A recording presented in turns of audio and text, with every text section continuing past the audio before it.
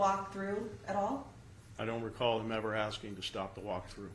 Do you recall him ever asking to delay the walkthrough or take a break during the walkthrough?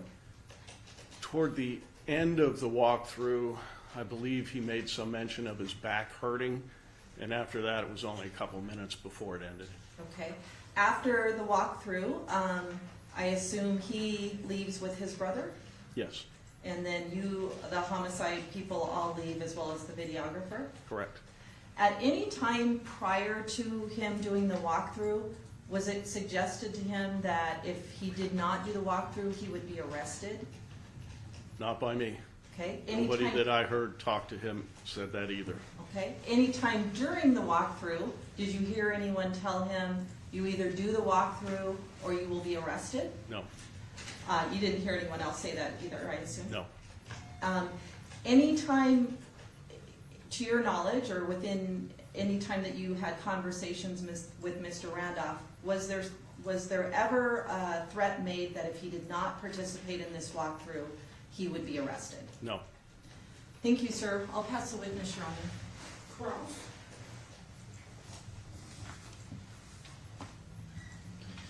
Morning, Detective Mogg. Morning, Mr. Tomczyk. How are you? I'm well, and you? I'm good, thanks. Just want to talk to you about a couple of issues related to the testimony you just gave on direct examination, okay? Yes, Okay. You were aware of the investigation as to the homicides that occurred back on May 8th, a week prior to the walkthrough date, right? that's correct. Were you present at the scene? I was. Did you walk the scene? I did. Were you present when photographs were taken? I may have been present when some were taken. My main focus, though, was Mr. Randolph and interviewing him while the scene was being investigated. Okay. And while that was taking place, you left from the scene and went down to Metro headquarters in order to conduct that interview in the very early morning hours of May 9th, right? That's correct. And that was a videotaped, recorded interview with yourself and your partner at the time, Mr. Hardy, right? Correct. Okay. In the week between that interview and when you ultimately did the walkthrough, yourself and other homicide detectives discussed things that were relevant to the investigation, right? That's correct. One of the things that you were aware of very early on is that Mr. Randolph took some prescription pain medication. Yes, In fact, there was quite a bit of prescription pain medication prescribed to him that was present at the Rancho Santa Fe address, right? I believe I saw medication, yes. Okay. And as you discussed with other detectives in the course of the investigation, that was an issue that came up more than once, right? Which issue? That he was on prescription medication. I don't believe it was ever an issue. We knew that he took medication for pain. I believe it was for his back. Okay. And you mentioned that during the course of the walkthrough, he actually talked to you about that back pain. At the end. During the course of the walkthrough, right? At the end of the walkthrough, yes. Okay. Is it your testimony that you were unaware prior to the inception of the walkthrough on the 15th that he had taken pain medication? I would have no knowledge if he took pain medication or not. Have you watched the walkthrough? I have. Would you agree with me that as you observe him on that walkthrough, you see indicia of some type of impairment? It depends at what point there is an indication of some type of impairment. When he had to get down on his knees and get back up, he complained that there was a little bit of pain, but other than that, it wasn't like he was complaining consistently of pain. Okay. And maybe my question wasn't clear. You'd agree with me at some point, I think you said it was towards the end, he did make a complaint about pain, yes? Yes, You would agree with me that independent of any self-reporting of pain, there was indicia in things that you saw in Mr. Randolph that evening that he was under the influence of something. under the influence, no. Okay. Is it your testimony you didn't see him having, for instance, droopy eyes? Not any more than the first time that I talked to him. Okay. Would you agree with me that both of those conversations he had droopy eyes? I don't know what he normally looks like outside of my contact with him, but he was able to answer questions intelligently. He recalled things. He spoke clearly. I didn't believe that he was in any type of impaired condition. Okay. Take you back to my question. Did you see droopy eyes or not? Yes. Okay. And did you see droopy eyes prior to the walkthrough on the 15th of May? Yes. Okay. When the tape first starts rolling in the walkthrough, it appears to me as if there's a little bit of slurring of words. Would you agree with that? No. Okay. It's your testimony that as you watched the walkthrough, you didn't see any indicia of impairment in the form of slurred words. I didn't notice any. Okay. Did you ask him prior to rolling tape on the walkthrough whether or not he had ingested any mind-altering substances? I don't recall. I don't believe so. Okay. So for instance, like when we're in a courtroom and we're going to ask somebody something important, one of the things the judge asks them is, are you under the influence? Have you taken any medication that may impact your ability to talk in court today? You're aware of that, right? Correct. Okay. You didn't ask him any questions like that, did you? Did not. Okay. You were aware that he had multiple different versions of opioid-related medications for the treatment of pain, right? I believe so, yes. And you know that the ingestion of opioids can affect someone's ability to perceive things, to understand things, and to articulate things, right? I don't know that I would go that far. Okay. Because I know people who use pain medications and they function just fine. Agree. But there's also people that ingest pain medications that don't function just fine, right? Correct. And as a result of that, people are given warnings when they take pain medications that you shouldn't do certain things, right? That's correct. Because it can impact your normal human faculties, right? Yes. Okay. And you agree with me, you didn't ask him any of those questions prior to the walkthrough? I didn't ask any of those questions. I didn't notice anything that would cause me to ask that question. Okay. So in answer to my question, you didn't ask anything? No, sir. Okay. Do you recall having communication with Mr. Randolph after your interview on the 9th and prior to the walkthrough on the 15th? Yes. Okay. Do you recall speaking to him on the telephone the evening of the 15th prior to the walkthrough? I don't recall the 15th. I know I spoke to him, from what I recall from the report, on the 14th. Okay.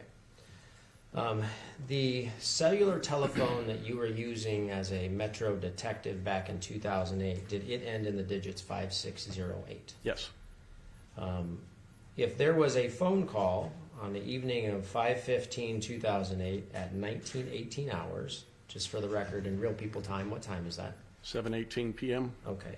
Between yourself and Mr. Randolph's cellular telephone lasting 68 seconds, would you dispute that you or someone using your phone spoke to him? No, not at all. Okay. As you sit, On the 14th, the 15th, the 15th. At what time? 19:18 hours. 7:18. Okay. Is it incoming or outgoing? It is a call from Detective Mogg to Thomas Randolph's cell phone. Okay. You don't dispute that that call was placed? No, not at all. That would have been me calling to make sure that he was still coming. Okay. Do you remember anything else about the content of that call? I do not. Okay. Do you remember telling Mr. Randolph that it was necessary that he come? Well, it would be necessary for him to be there if we were going to do a walkthrough. Do you recall telling him that if he didn't come, there would be consequences? No. Do you recall threatening him with arrest as a material witness if he didn't attend? No. Okay. Why then did you call him at 20:03 hours on that same night? Probably the same reason, see if he was going to be there. Okay. Do you remember what time you arrived at the Rancho Santa Fe address? I don't. Okay. Do you remember what time the walkthrough started? Somewhere around 8, Okay. Roughly 8 o'clock? approximately. Okay. You would agree with me that if you called him at 20:03 hours to see where he was at, he probably wasn't there yet. That's right? correct. Okay. The time that the walkthrough begins, is that documented on the walkthrough itself? It should be on the videos when they start recording. Okay.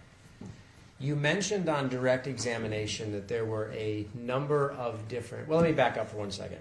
you don't dispute that you called from that same cellular telephone ending in 5608 to Mr. Randolph's cellular telephone ending in 4285 at 20:03 hours? No. Right? And that you talked to him for approximately a minute? I don't dispute that. Okay. Do you dispute that you made threats to him on that call? Yes. Okay. Is it your testimony that at no time you yourself told him he would be arrested as a material witness if he did not attend? That's correct. Okay. You just don't remember the content of that call? I don't. I'm sure that it would have been something along the lines of, are you still on your way? How far out are you? Okay. Do you recall when you spoke to him on either of those telephone calls or at any other time prior to the 15th of May about him staying at a different residence? Do you recall any conversation about that? I know I had conversation with him about staying somewhere else. I thought it might have been a family member's residence, possibly, just because he didn't want to be at the house. Did you ever discuss with him whether or not he was staying at a hotel at any time during that week time period between the homicide and the 15th? I could have, but I don't recall. Do you recall ever getting a telephone call from him staying at a hotel on that cellular telephone ending in 5608? I know I received several calls from Mr. Randolph. I don't recall the dates that I received every one of them. Okay. Do you recall how long the walkthrough lasted?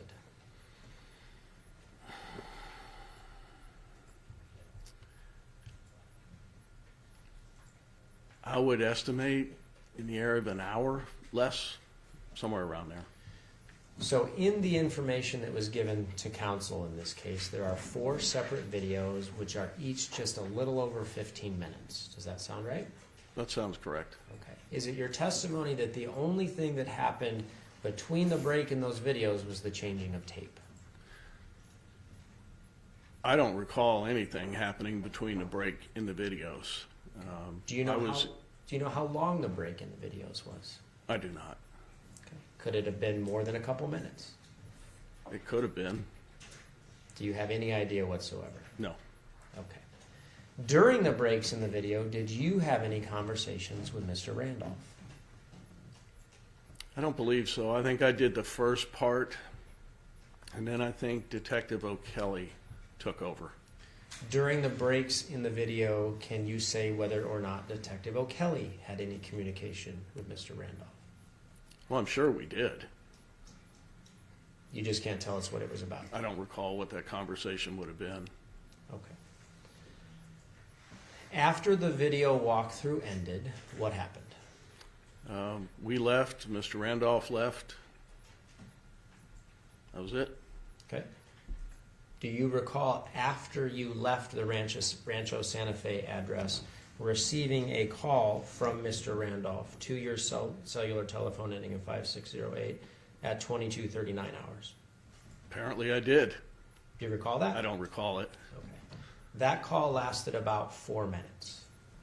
Do you have any recollection of what you talked about? None. Okay. Do you remember discussing with Mr. Randolph the fact that he had in his possession bloody clothes related to the homicide?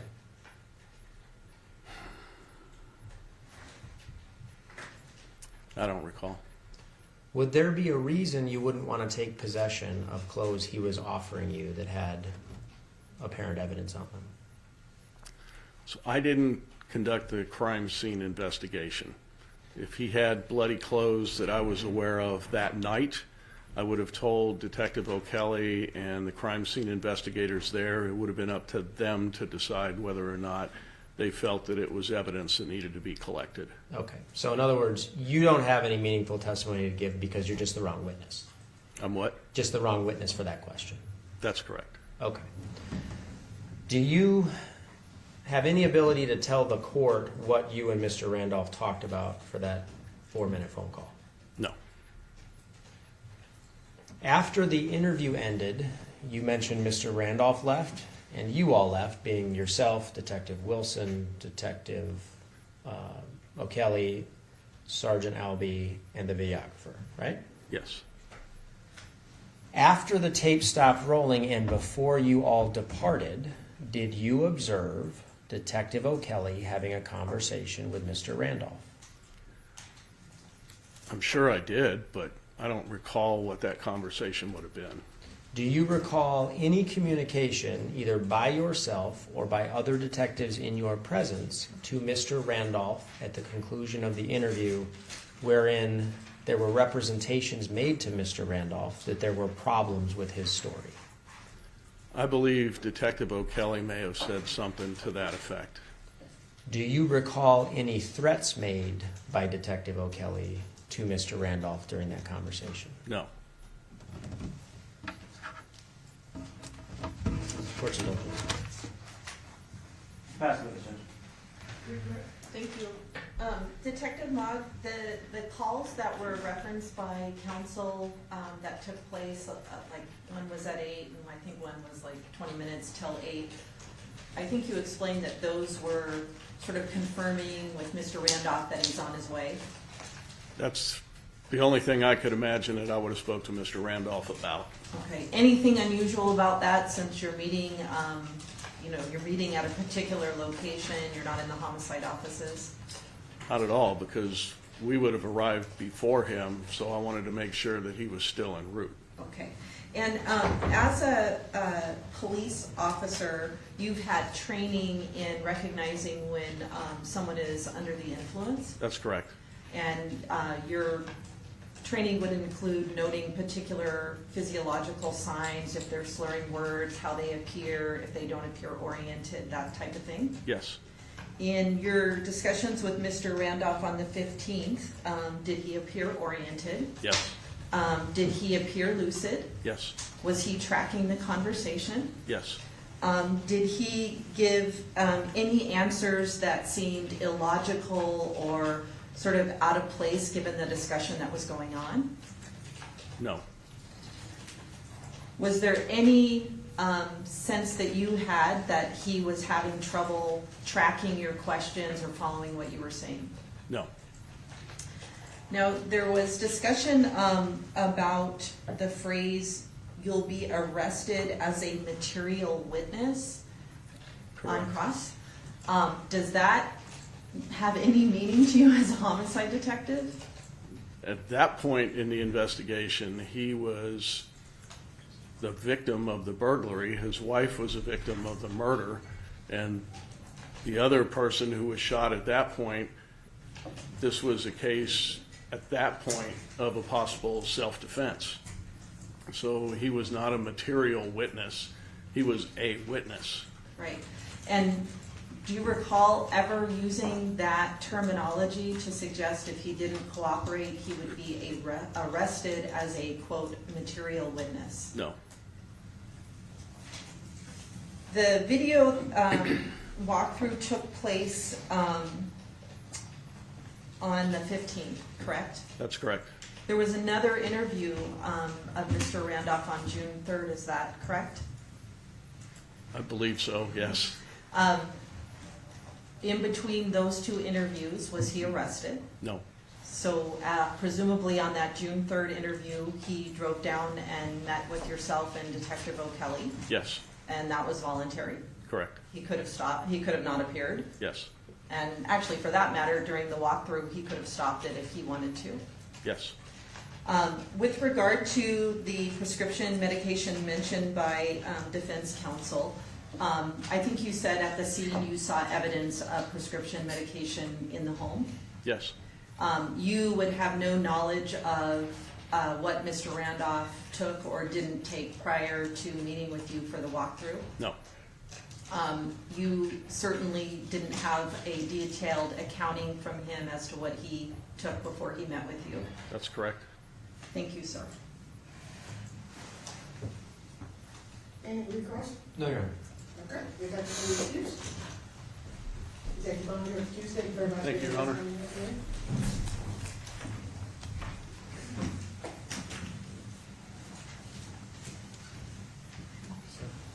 Are there any other witnesses in regards to this motion? There are, Your Honor, we have Detective O'Kelly, who's also present at the walkthrough. Okay, thanks, okay.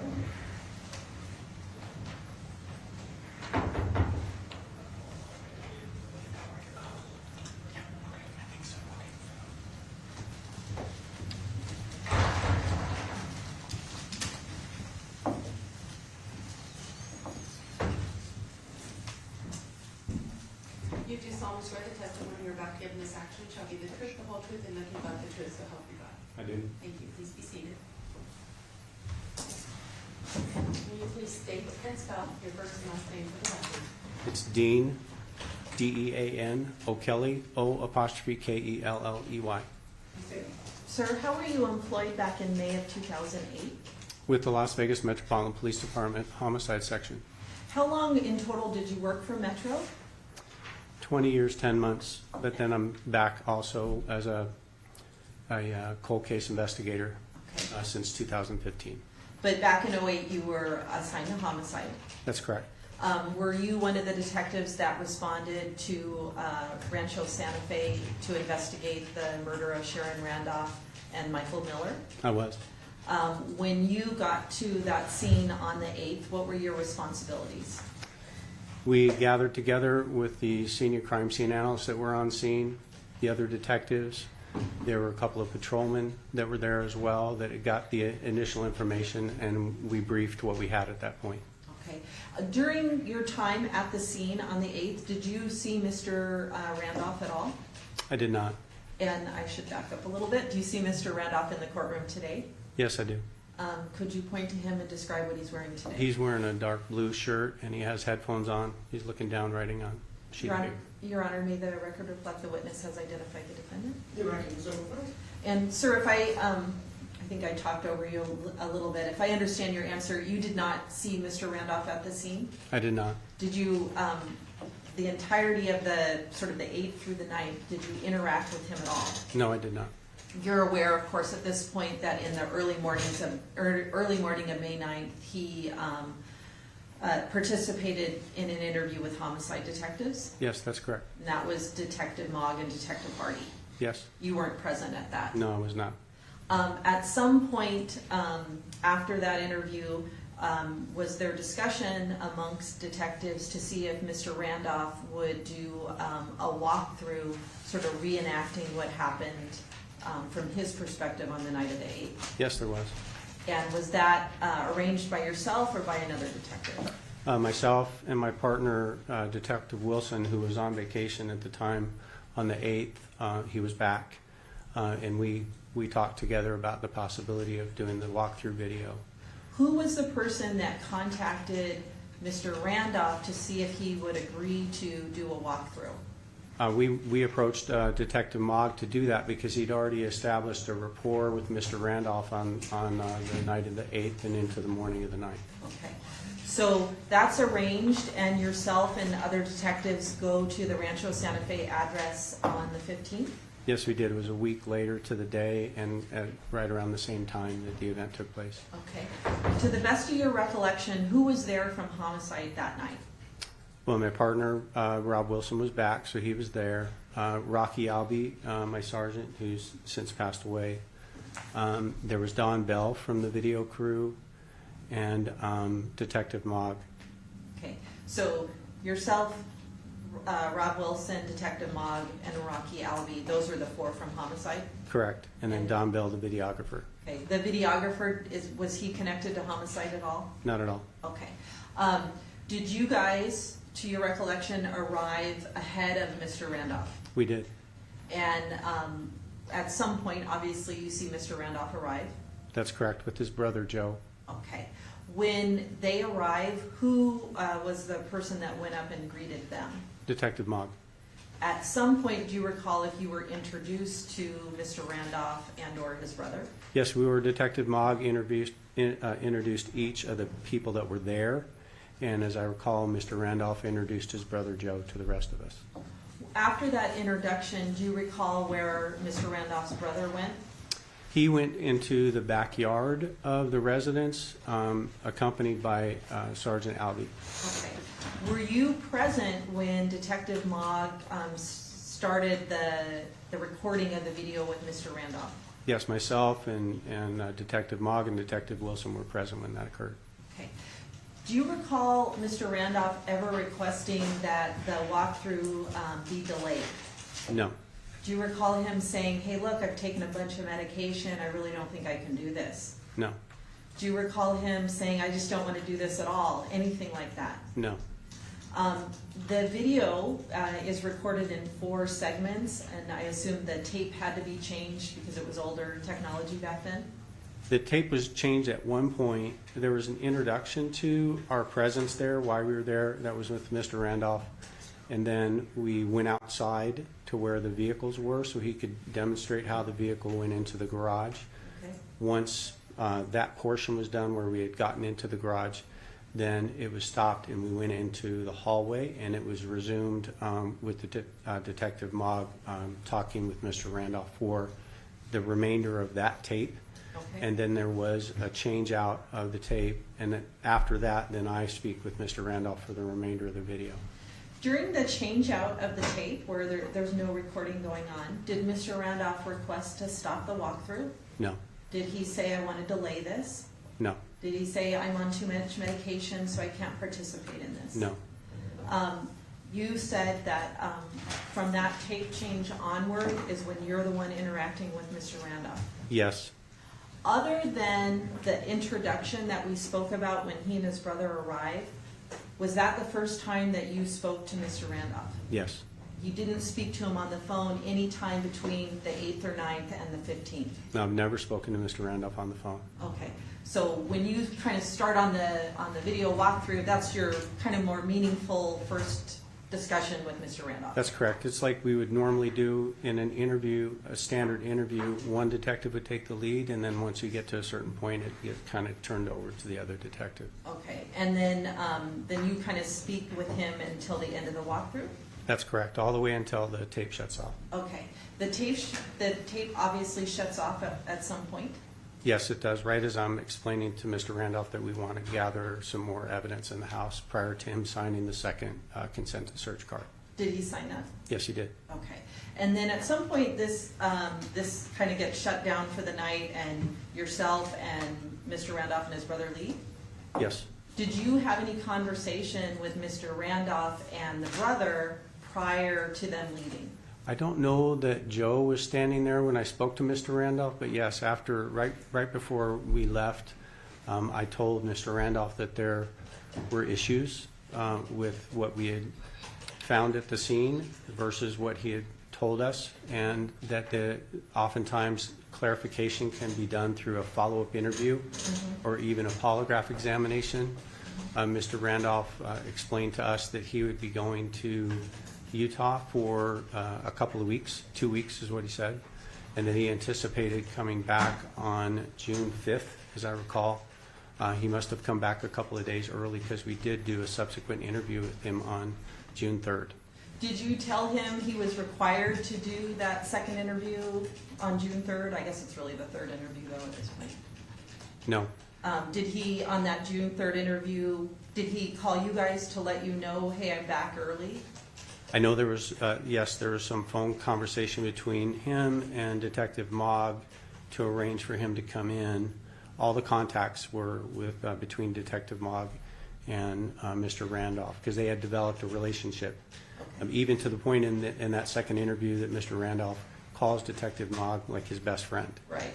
So then the June 3rd interview happens, and after that, Mr. Randolph leaves the interview, and he's not arrested for weeks and weeks later. That's correct, months. Months, yeah, probably. So at any point did you, with regard to the walkthrough, so now I'm talking about the time period between like the 8th, 9th, and the 15th, did you ever call Mr. Randolph and say, if you don't participate in the walkthrough, you'll be arrested? No, Did you ever tell him, if you don't participate in the walkthrough, you'll be arrested as a material witness? no, With regard to you having that conversation with him at the end of the walkthrough, where you say, look, there's some issues, we could maybe do a polygraph or have a subsequent interview, did you tell him, look, if you don't do those two things, you'll be arrested, or you have to do those two things, or you'll be arrested? no, not at all. We were maintaining that level of cooperative, exchange between Mr. Randolph and, again, the spokesperson for homicide was Detective Mogg, and we wanted him to, to continue to participate voluntarily. Okay, and he leaves the walkthrough and he leaves the June 3rd interview on his own accord because he's not arrested for That's correct. Thank you, sir. Your Honor, I'll pass the witness. Cross.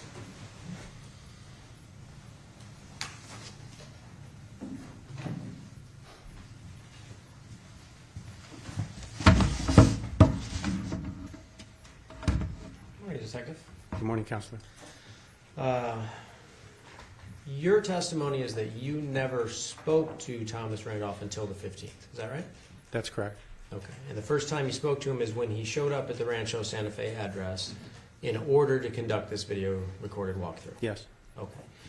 Prior to him showing up at let me ask you this question. What time did he arrive at Rancho Santa Fe?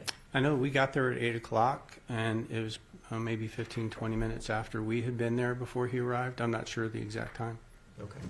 Were you present with Detective Mogg in the time period leading up to 8 o'clock? Yes. Did you arrive at the Rancho Santa Fe address in the same vehicle? No. Were you present with Detective Mogg when he spoke to Thomas Randolph on the telephone? I don't recall if I heard any exchange with him on the phone with Detective Mogg, but I know he's the only one that had contact with him. Would you agree with me that you have no meaningful information to provide about what Detective Mogg and Thomas Randolph spoke about on the telephone? I agree with that. Okay.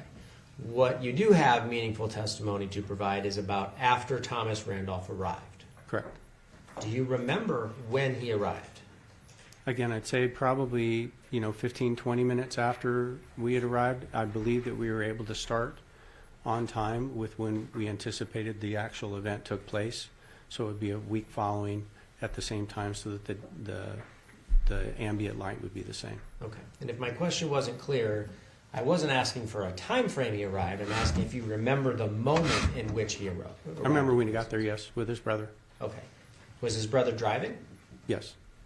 Do you know why his brother was driving? I have no idea. His brother doesn't live in Las Vegas, right? I don't believe. I believe he lives in Clearfield, Utah. Presumably the person that lives in Las Vegas would be more familiar with the area, right? Certainly. With his own house, yes. Okay. And you'd agree with me his brother drove him there? Yes.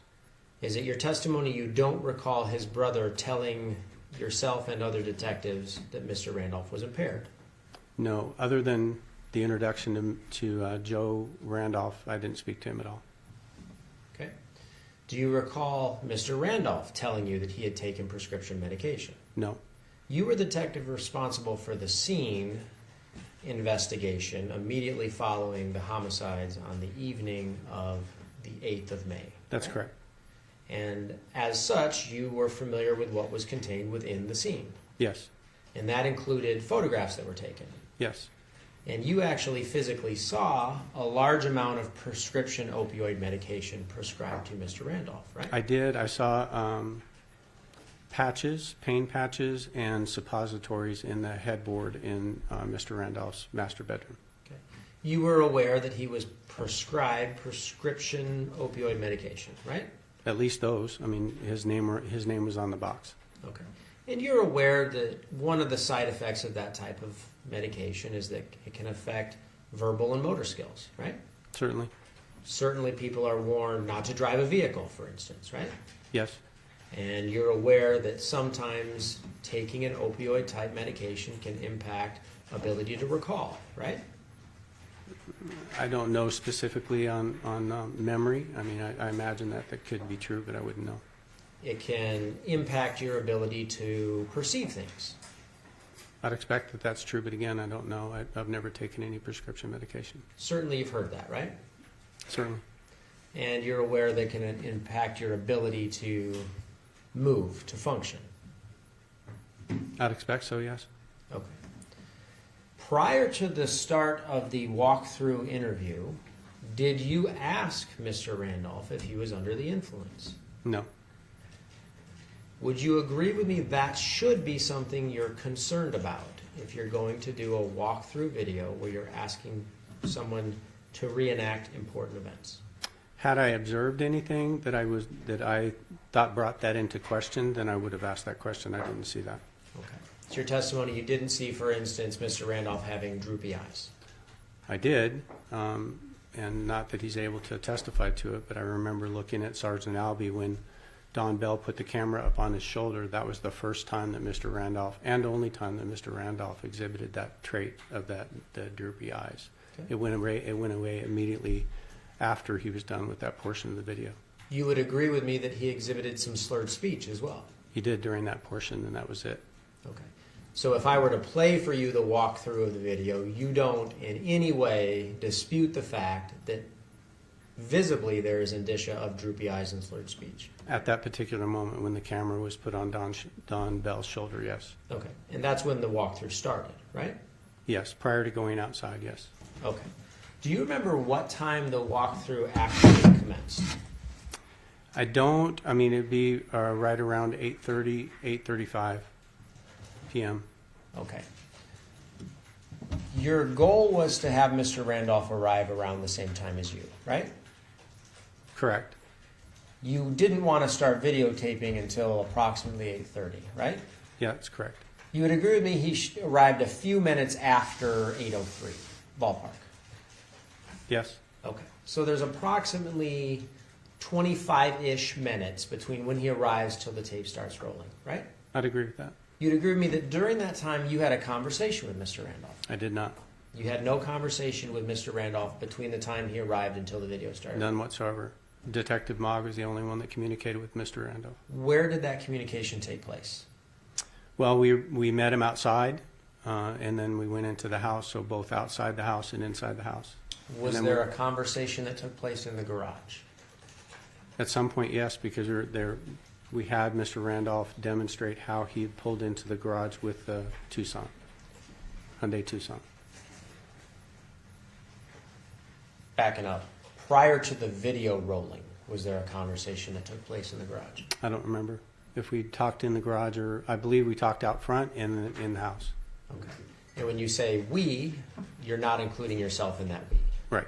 I mean, I was there, I was present, but Detective Mogg spoke with Mr. Randolph the entire time. Okay. Is it your testimony that Mr. Randolph's brother did not indicate that he shouldn't engage in the walkthrough that evening because of his impairment? I had no conversation with his brother, and I didn't hear him convey that to anyone present. Was there any conversation or concern amongst yourself, Detective Mogg, and Sergeant Albee about his impairment? No. During the walkthrough, and there's already been some testimony about this, what we received is 4 separate, approximately 15-minute clips. Is that your memory of how that walkthrough is preserved? Correct. You would agree with me that between each of those 4, there's a break in the tape.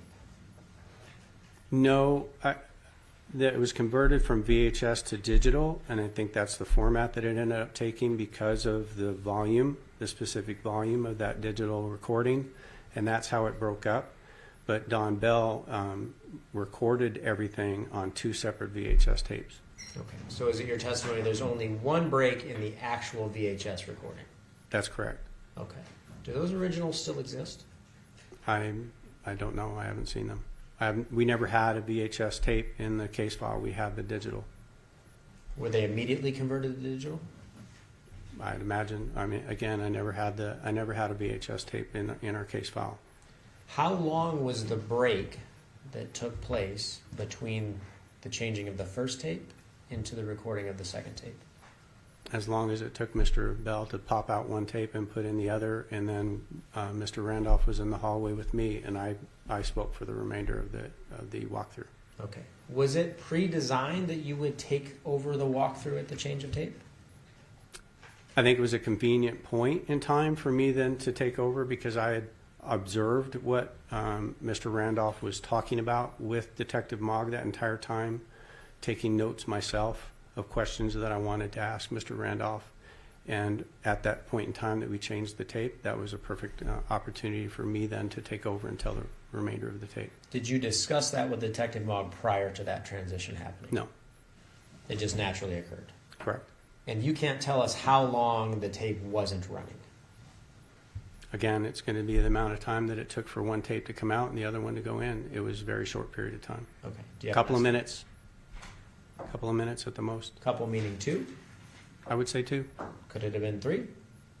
I mean, I guess it's possible that but I'd imagine that Mr. Bell is pretty proficient at changing tapes in his camcorder. He's done it for several years. Could have been 1 minute. It's possible. I didn't Possible. time it. Possible it could have been 3. It's possible that it could have been 3. Okay. And as you sit here today, you don't have the ability to recall the exact amount of time. No, I remember him changing the tapes, and then we went right back to it. You'd agree with me that unless someone's running a stopwatch or recording it, it's almost impossible to remember the exact amount of time, right? That's correct. Okay.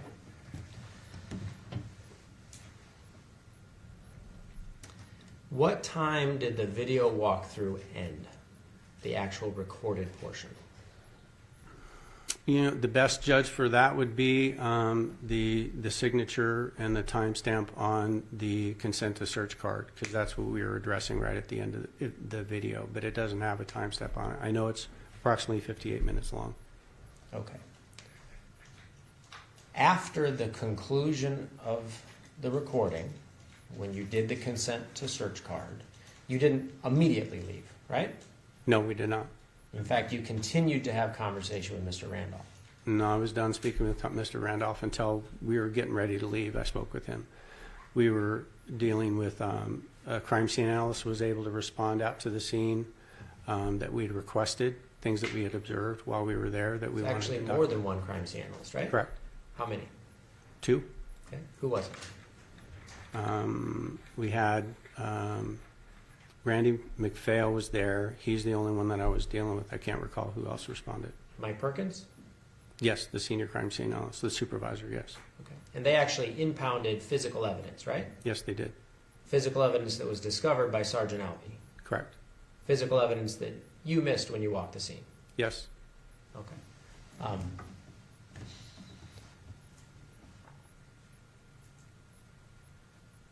You agree with me that after the tape stopped, there is some point in time when you are having a direct conversation with Mr. Randolph. Yes, shortly before we concluded everything that we were doing with the crime scene analyst and we were departing. In that conversation, you had yourself developed a belief that maybe his story wasn't what happened, in your view. There were inconsistencies with the initial statement that he gave us and in the video walkthrough when compared to the actual evidence, and there were definitely things that we questioned, and to attempt to clarify those things, I let Mr. Randolph know that doing a follow-up interview or a polygraph would be helpful. Okay. You had at that point in time developed a gut feeling about Mr. Randolph, right? Again, there were things about the scene that weren't consistent with what he said, so I definitely was looking at Mr. Randolph. Okay. Not what I asked you. You'd agree with me that you developed a gut feeling about Mr. Randolph at that time. I'm going to object. I think that's vague, and he's answered it in his own way. I'm not sure what Mr. Tomchek means by gut feeling. Well, Mr. O'Kelly knows because he's previously said it. Well, I'm going to go ahead and overrule the objection at this point. He can answer the question. You would agree with me that you have previously said that you developed a feeling in your gut about Mr. Randolph, right? Yes, but it was based on what I observed in his statements compared to what he said in the walkthrough video and what we had at the scene.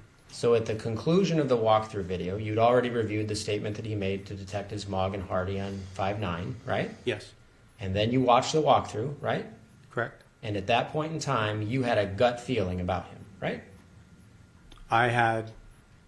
It's accurate to say gut feeling, but it's not based on my gut. It was based on what he had told us versus the scene, both in his original statement, what he did in the walkthrough, and what the evidence that we had at the scene. And you'd agree with me, you've previously described that as a gut feeling. Yes, Okay. That gut feeling was that Mr. Randolph was involved, right?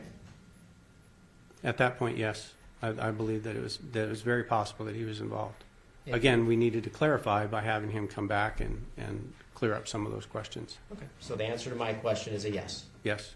Okay. When you communicated with him at the conclusion of the walkthrough, that was with that gut feeling in mind, right? I don't think that's accurate to say. I mean, we wrapping things up and we were leaving, and I let Mr. Randolph know that we wanted him to come back in for a subsequent interview and potentially a polygraph to clarify or to clear up some of the issues that we have at the scene. It was a natural departing the scene and ending conversation with Mr. Randolph. Okay. I don't want to say anything inaccurate. You would agree with me that you referenced to Mr. Randolph that you had problems with his description of the events. Yes, And you told him during that conversation that he would need to speak to you further, right? I told him that to clarify, it would be a subsequent interview and potentially a polygraph. I didn't tell him that he had to do that to clarify it. I was letting him know that we had issues with the scene, that's what I told him, and that we can clarify by having him come back for an interview and potentially a polygraph examination, to which he responded that he was going to be gone for 2 weeks. Okay.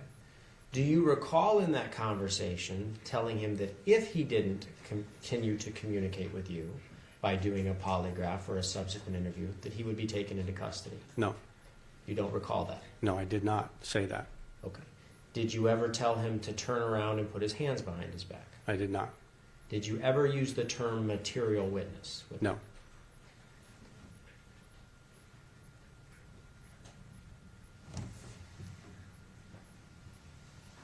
Court's briefing over.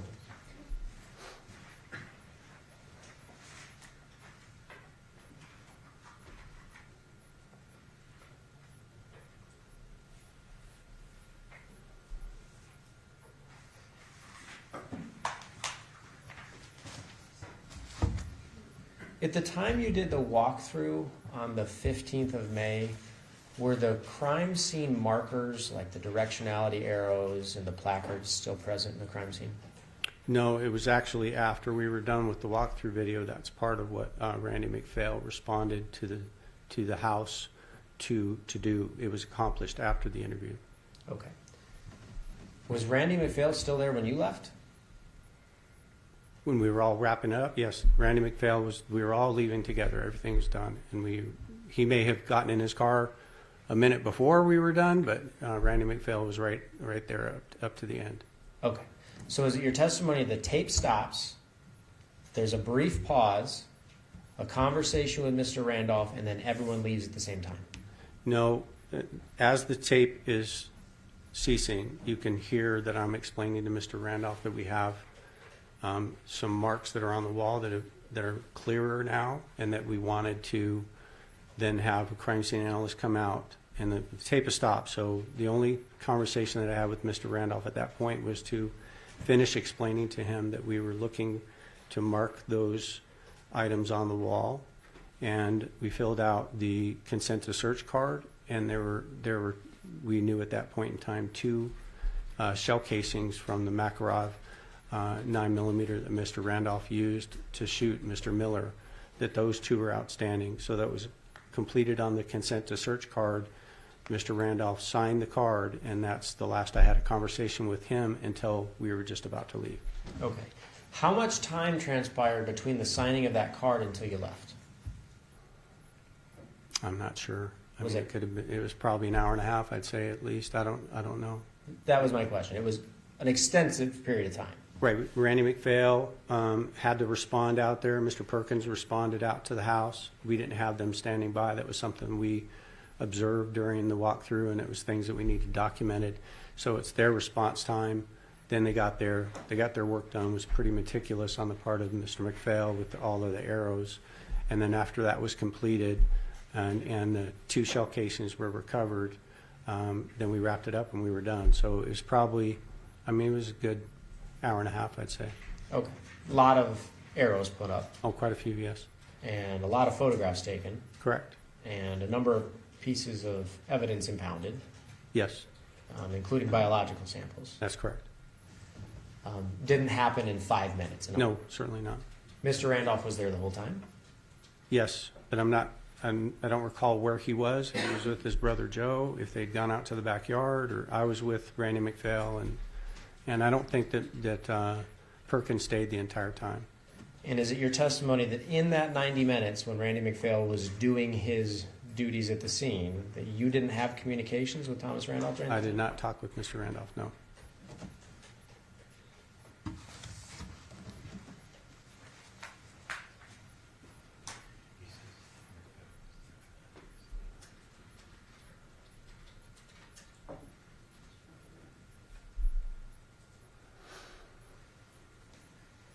If there was reference in the file of the Las Vegas Metropolitan Police Department that Randy McPhail arrived at 9:16 p.m., you wouldn't dispute that, right? That could be accurate. I mean, if we had made the phone call to him prior to completing the video, and that's possible, that, you know, because I know it was pretty clear, you could see the material on the walls. It had become much more clear, and so it's possible that we had called for him to come out while we were doing the walkthrough video. So his en route time could definitely have, that could be very accurate. And I won't hold it to it because it's an estimate, but saying it's approximately 90 minutes, we're talking 90 minutes from his arrival time. I would say from the completion of the walkthrough video so that he could be about his work. I mean, we're in his way at that point in time until we were done with the walkthrough video. All right. If he was there 90 minutes, you'd agree with me that time wouldn't start till he arrived. Correct. So if he arrived at 9:16, we're talking 90 minutes past that. I would say, though, to be more accurate, because I would say he did about 90 minutes worth of work while he was on scene, and he couldn't have started until we were done with the walkthrough video. So he had to have been standing by. If he got there at 9:16, he had to have been standing by waiting for us to be done before he could start. Okay. And that'd have to be after Mr. Randolph signed the consent to search. Nothing Read the rest? Detective O'Kelly, did you say that after the walkthrough is when Mr. Randolph signed the consent to search card? Yes, I believe that's when we had it done. I was explaining to him that we needed to gather this other information, and the walkthrough, the consent to search card was completed, and he signed it. Okay, so he agreed to do that after participating in the walkthrough? Yes. And Mr. Tomczyk asked you about how Mr. Randolph arrived and that his brother was driving the car. Do you recall that? Yes. What was the first thing you had him do in the walkthrough? He did the introduction to why we were there. I believe he was asked to say his name, his address, date of birth, whatever. Detective Mogg is the one that's asking him those things. He responds to it, so that's the introduction. And then the first thing that we asked him to physically do was to show how he was able to pull the Hyundai Tucson into the garage with the Pontiac G6 there. And he was the driver then, presumably, right? Yes, he was. So you took him out to the front of the house and had him show how he drove and approached the house with him driving and describing how he dropped Sharon Randolph off and that sort of thing, correct? Yes, although he perceived that the Pontiac was in a different place. It was closer to the west side of the garage where the Hyundai Tucson goes. So he wasn't able to pull in and actually get out of the vehicle. We backed it out. It was very, very tight for him to do that. But he was able to drive a car? Yes. And he was able to park it? Correct. And he didn't do anything that suggested to you that it would be dangerous for him to drive the car? No. Nothing like swerving around or not finding the pedals or going too fast or anything like that? Not at all. He was able to drive it and drive it normally? Correct. And in the video, it shows him pulling in and being able to park the car in the narrow garage? Yes. And so he was able to do that too? Yes, he was. Thank you. I'll pass the witness. Any recross? No, you're right. Okay, thank you very much for your testimony. Thank you, Your Honor.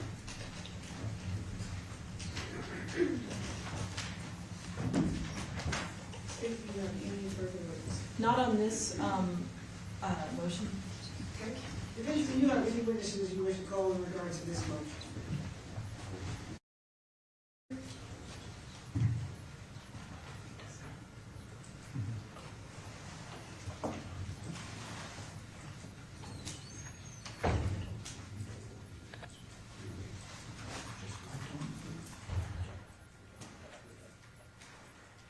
No, Your Honor. Okay. Based on that, will that be the conclusion of this hearing? On this?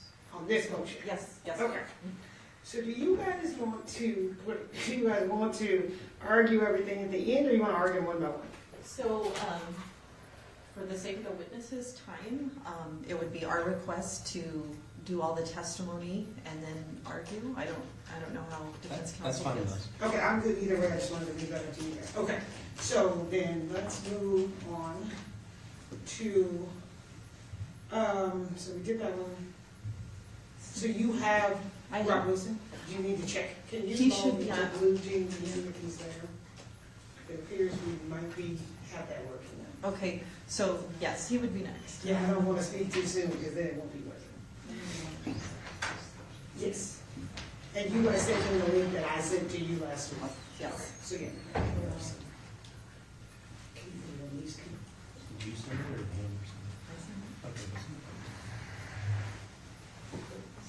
There's no one here this morning.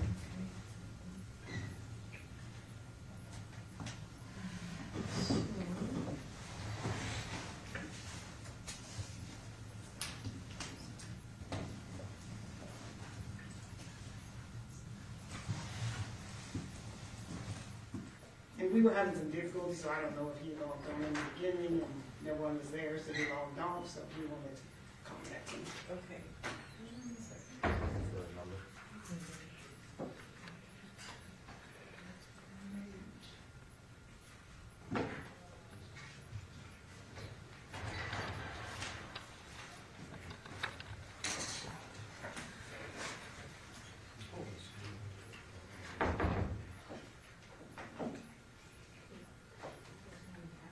There's somebody named Hannah, who's that?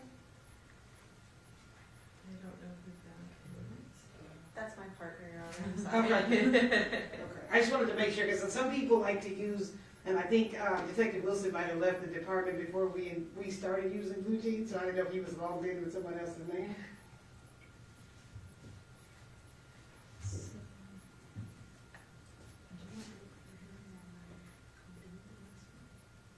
Sure. I'm gonna have a cell phone. Okay. I can call. So we're gonna have Mr. Hammer step out and try to, Hey, can you guys approach while he does that? and then I can call Dean again on this session.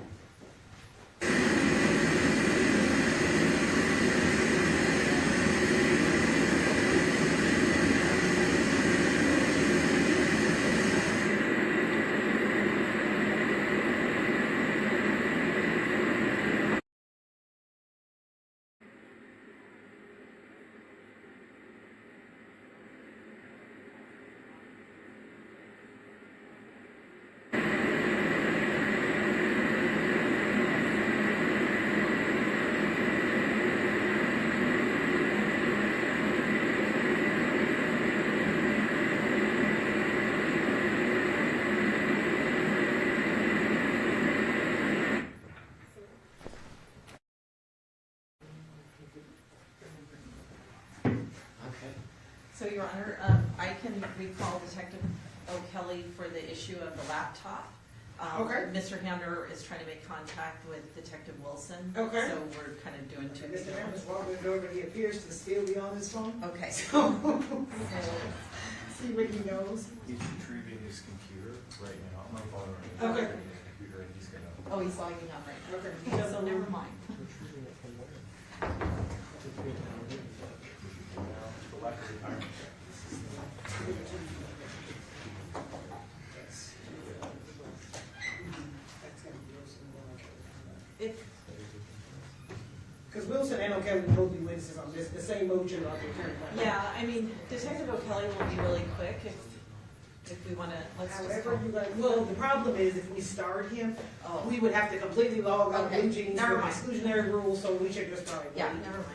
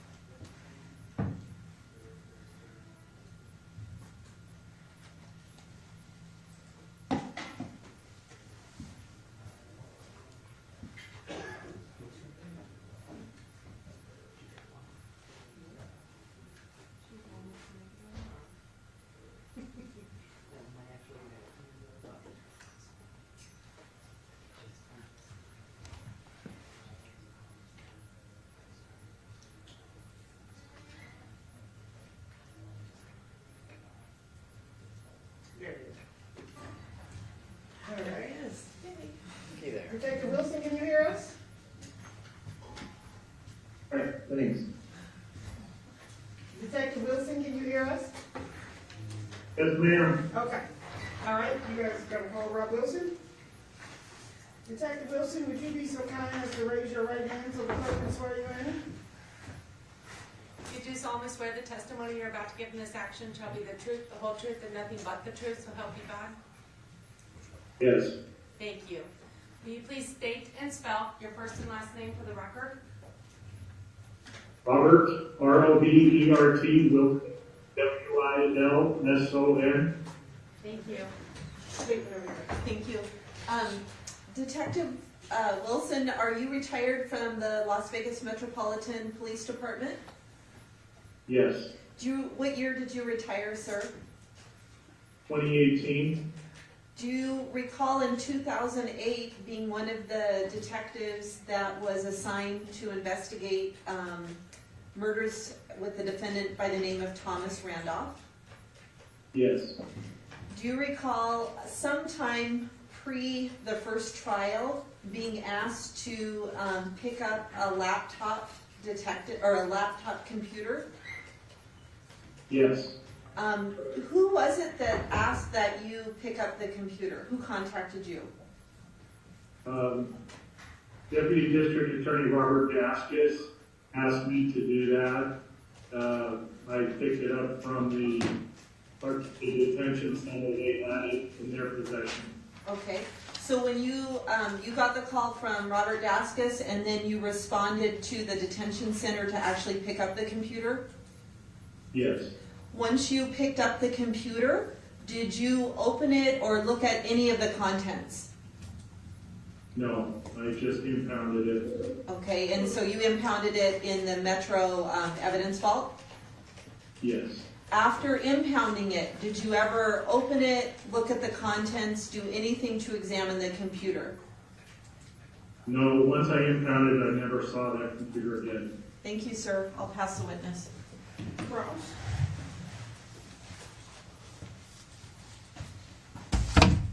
Can you hear me okay, sir? Yes, sir. Are you able to see me? Yes. How are you? I'm good. Goatee How's looks it going? goatee looks good on you. Thanks. Not going to take too much of your time. Couple questions. At the time Mr. Daskis contacted you and asked you to come impound the computer, did he tell you why? He just told me it was an order from Judge Miley. Okay. You have an understanding that at some point in time, Judge Miley was the preceding judge over this case. Yes. And you were aware at the time you impounded that computer whose computer it was, correct? Yes. You were aware that Judge Miley had issued an order previously allowing Mr. Randolph to utilize that computer in order to assist counsel with trial preparation, right? I don't recall being aware of that. Okay. You knew it was Mr. Randolph's computer, right? Yes. At the time you impounded it, you had to put a Las Vegas Metropolitan Police Department event number on it, correct? Yes. And so you put the event number associated with this case, right? Correct. You knew it was associated with this case, right? Yes. When you retrieved the computer from the Clark County Detention Center, did you impound anything along with the computer? I believe there was a hard drive and some cables. What about some disks? No.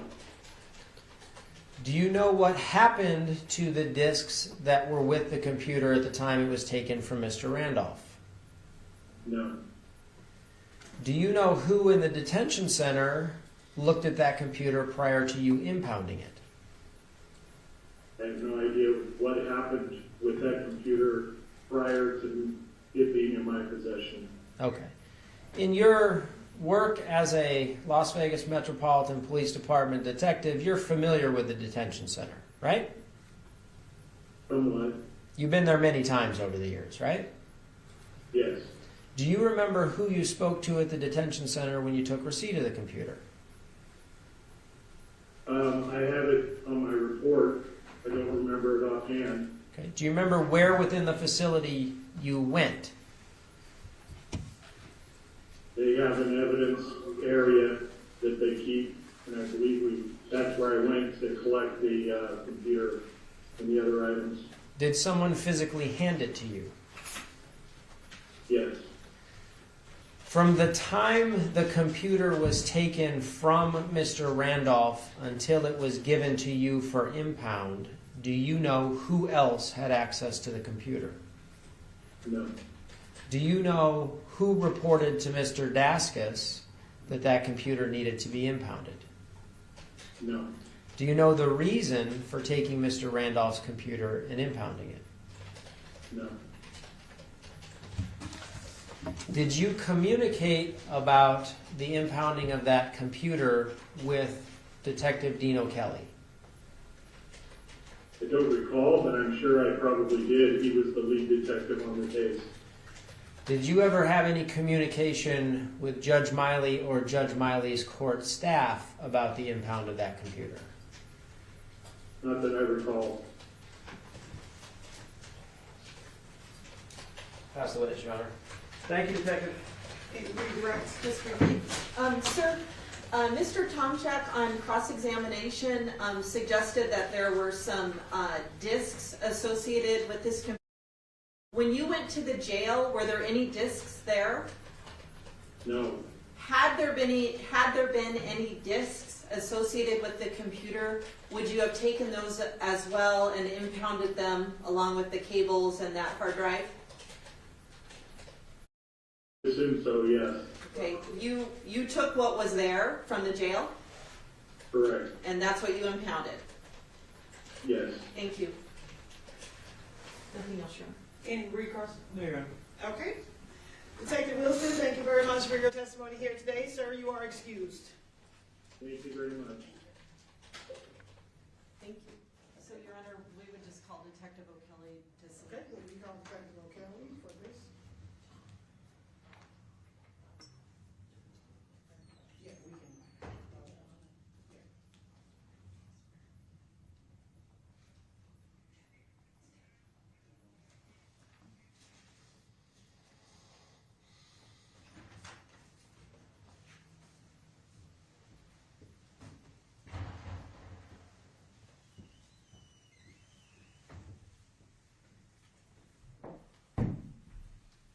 You do solemnly swear the testimony you're about to give in this action shall be the truth, the whole truth, and nothing but the truth, so help you God.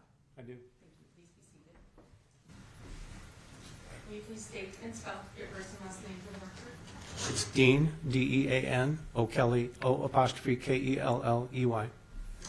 And Detective O'Kelly, we've already heard earlier in this hearing your credentials and how long you worked for Metro. I want to focus specifically on the pretrial time, the time between Mr. Randolph's arrest and the first trial that occurred in this case. Are you aware during that time period of a laptop computer that was utilized by Mr. Randolph? Yes, And are you aware that at some point Judge Miley ordered that that computer be impounded by Metro? yes, I am. Were you contacted by anyone to get that computer impounded?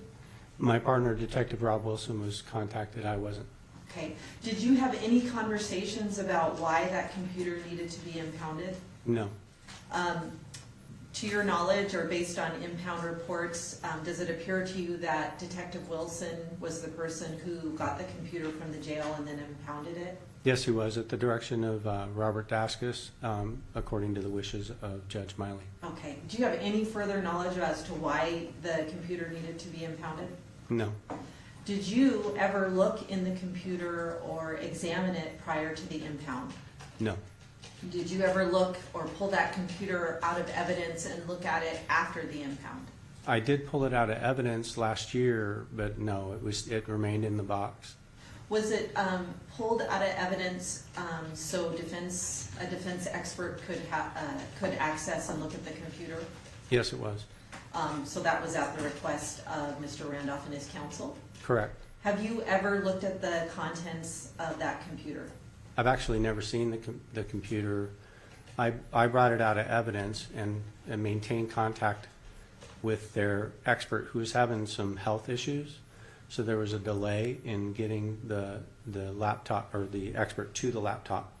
So on that particular day where he was able to make it, Detective Ramos was actually the one that broke the seals, allowed the expert to image the hard drive and external hard drive. Then it went back in the box. It was sealed back up and taken back to evidence. And it remained there until, I want to say June 26th, around that time, when you requested that I get it out of evidence because it was being returned to Mr. Randolph. Okay, and so if I'm understanding you, at one point you actually pulled it out of evidence for the defense expert, but the expert couldn't be there for an examination because of health issues? I want to say it took like at least 10 days for him to finally get there because of his health issues. I spoke to him on the phone a couple times. It's either an Aussie or a Kiwi, I can't remember which one. He had a pretty strong accent. But when he was able to get there, it was Detective Ramos that signed the chain of custody, opened the box, allowed him to image it while he stood by. It went back in the box and then was returned to evidence until I got it out this June. Okay, so you get it out of evidence, some days pass, Detective Ramos breaks the seals and the defense expert has access, then it gets re-impounded up until the time period that I asked you to get it out of evidence this year. That's accurate. Okay. Any time at all, did you ever look at the internal contents of the computer? No, I've never seen it. Thank you. I'll pass the witness. Welcome back.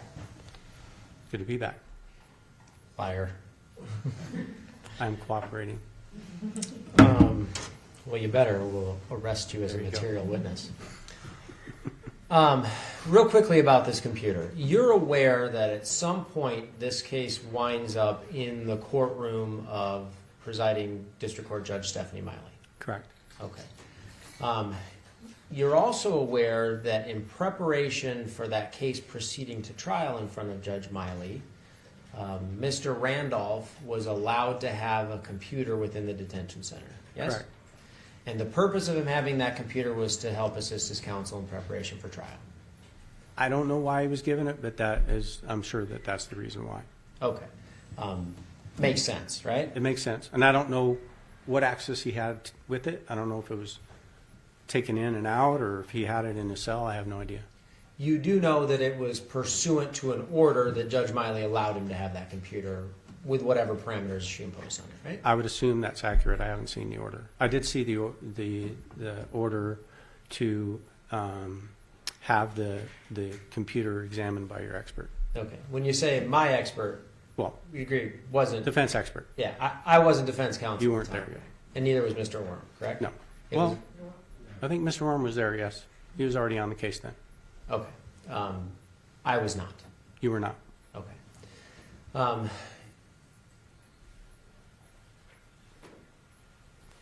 When the computer was impounded, it was in the year 2014, correct? On tax day, April 15th, I remember yet. Okay. Did you pay your taxes?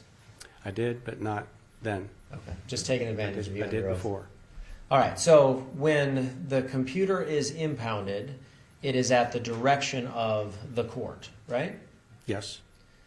Your understanding of how that happens procedurally is the court notifies Mr. Daskus that the computer is going to be impounded, right? Correct. So that he can facilitate having law enforcement impound the computer, right? Correct. And then that call is made to Detective Wilson, right? Yes. And he ultimately impounds it on, as you put it, tax day of 2014. That's correct. And it stays in evidence that whole time, right? Yes. In impound. Yes. Nobody has access to it. Well, it's in an impound, but nobody had access to it. Okay. Nobody accessed it. And nobody accessed it. You'd agree the chain of custody record indicates that no one accesses it between February 14th of 2014 until February of 2022. I don't know where the February 14 of 14 comes up. April 14th. April, yeah, April 15th. I might have said February, but I meant April. Yeah, you went I paid tax my day to taxes. Valentine's Day, which is, I applaud your effort, but that's, yeah. Between April 15th of 14 until February of 2022. What? April 14th of April 15th to 14th. I thought he said April 14th. Tax day, 15th. No, Valentine's he said Day is the 14th. You 14th. said tax day, but I thought it was. And then he switched to Valentine's Day. Don't be forgetting Valentine's Day. Okay. Okay, April 15th of 2014. So Until- between those two times, no, nobody accessed it. No, it didn't come out of impound. Okay, so here's what I want to ask you about. What caused the court to take Mr. Randolph's computer? I do not know. Okay. Do you know of any conversations between the court and Mr. Daskis on that issue? I don't know of those conversations. I'm sure they took place if Mr. Daskis related to my partner to have it impounded. Okay. Do you know of any communications between Mr. Daskis and your partner, Rob Wilson, regarding the impound? I don't know them personally, but I know based on the property report that was where it came from. It came from Robert Daskis to my partner, Rob Wilson. He retrieved it from a DST specialist at the jail, and then he impounded it. And it was at the wishes of Judge Miley. Okay. But I don't know why. Okay, that's my question. Presumably something happened that caused Judge Miley to take back the computer, right? I would expect, yes. Okay, and you just can't tell us what it was? I don't know what it was. And you can't tell us who looked at that computer between the time it was given to Mr. Randolph until it was impounded on tax day of 2014?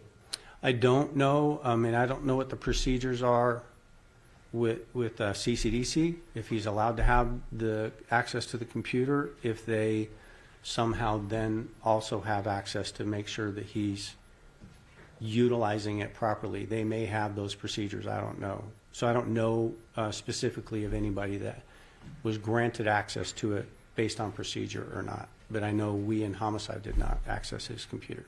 Okay. And so the record's clear. There were no communications, according to your testimony, between the district attorney's office and the Las Vegas Metropolitan Police Department about the content of the computer. That's correct. Presidents.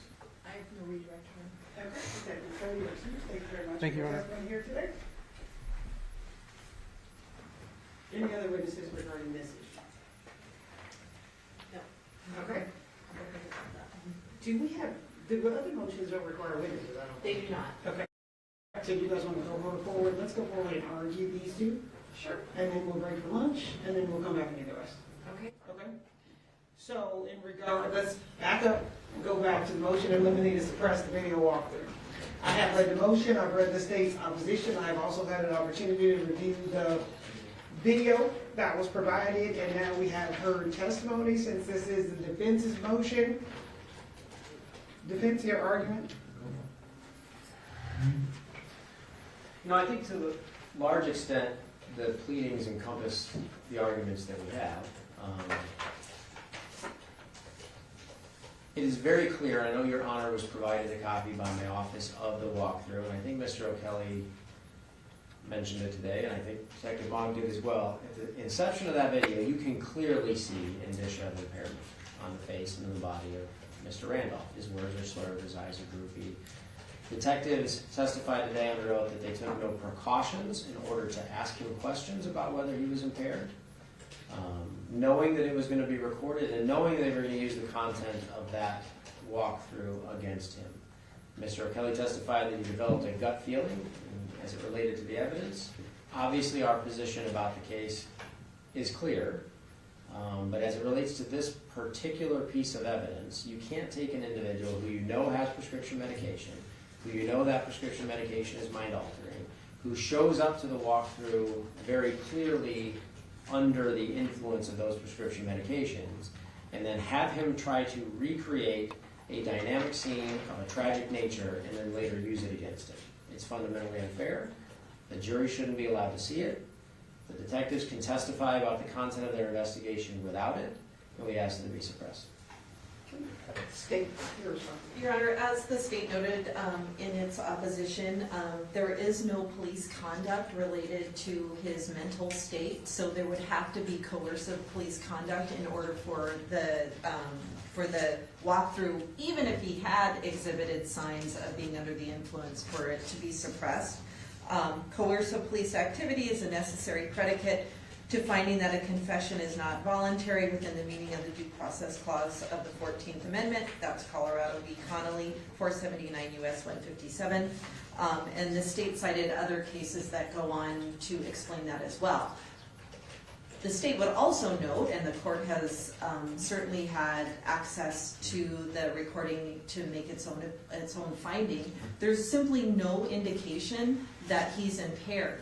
He is able to answer questions, he's able to move around, he gets down on the ground to explain things, he stands up. All of his questions are normal questions when he's interacting with the detectives. When they're talking to him, he's tracking the information and he's relaying appropriate answers that are consistent with someone who is oriented and lucid throughout the hour of the approximate time of the walkthrough itself. And then even if the court was looking for further indicia of the voluntariness of that statement, we've now heard testimony today that after that walkthrough took place, Mr. Randolph signed a consent to search clause, which further suggests cooperation with detectives, and then even after that, he shows up for an additional interview sometime later. There's simply no legal basis upon which to suppress the walkthrough. Okay. Any reply to that, Mr. Tomczyk? No, Your Honor, we'll submit it. All right, well, I do find, I did have an opportunity to view the video as well as hear testimony today. This court does not find that there was any police conduct, let alone coercive conduct in regards to this video walkthrough. When the video walkthrough begins, there's a statement by Mr. Randolph that he is cooperating, but the follow-up to that statement is he's going to go through with this, and he does go through with this. And the court was actually noticed as I was watching the video that a lot of what he is saying is mirroring and or tracking a lot of what was said in the statements that we discussed last week. So based upon that, the court does find that the statement was voluntary and the statement was knowingly giving, as well as the detective testified that did not see any indication that he was unable to cooperate. So for those reasons, the motion to suppress is going to be denied. The defense motion to dismiss the charges for a violation of the attorney-client privilege. I have read the motion, I've read the state's opposition, I've also read the reply, and we have heard testimony, and I know the defense's argument will be a little different based on the additional evidence we were able to uncover since the motions were filed, but anything else you want to add? I believe the parties are both prepared to submit on the pleadings in the record. That's correct, Your Honor. That motion is going to be denied as this court does not find that there's been any showing that anyone has accessed that laptop from the time it left Mr. Randolph's possession until it was booked into evidence on tax day of 2014, and then it was taken back out of evidence per the request of the defense counsel so that their expert could have an opportunity to view it, which I believe was February 17th of 2022. So based on that, that motion is denied. Okay, so the defense has a motion to strike the state's notice of expert witnesses that coincides with the motion that the defense filed in regards to Detective Mogg and Detective O'Kelly's testimony. I believe, as I previously stated to you guys, some of the information that will be elicited through the arguments of both those motions will kind of overlap, but I will take argument on both of those at the same time, with the understanding we'll do that this afternoon, and then we will start with the Petrocelli tomorrow morning at 9 o'clock. Thank you, Your Honor. With the understanding that the witness is not present, we are going forward without him. Understood. Oh, we can, if whatever the court schedule, obviously we'll follow that, but I think the parties are prepared to argue the expert one now if. Okay, that's fine. Okay. All right, so let's go forward with the defense's motion to strike the improper notice of expert witnesses. I have read the motion, I have read the opposition, and Mr. Tomczyk did provide a courtesy copy of the reply that was filed yesterday, but I did have an opportunity to review that. Your Honor, may I be heard on this? Yes. Your Honor, I don't really understand why a detective can't do what we've been doing for 30 years in these courts and longer, and that is get up and testify as a detective. It was sort of shocking to read Detective O'Kelly's testimony during the last trial when he theorized that Sharon, the victim in this case, I don't know if you've ever seen the injury, it's a terrible injury to the back of her head, that for some reason he claims that she's on all fours and that maybe she hadn't died right away and she was on all fours.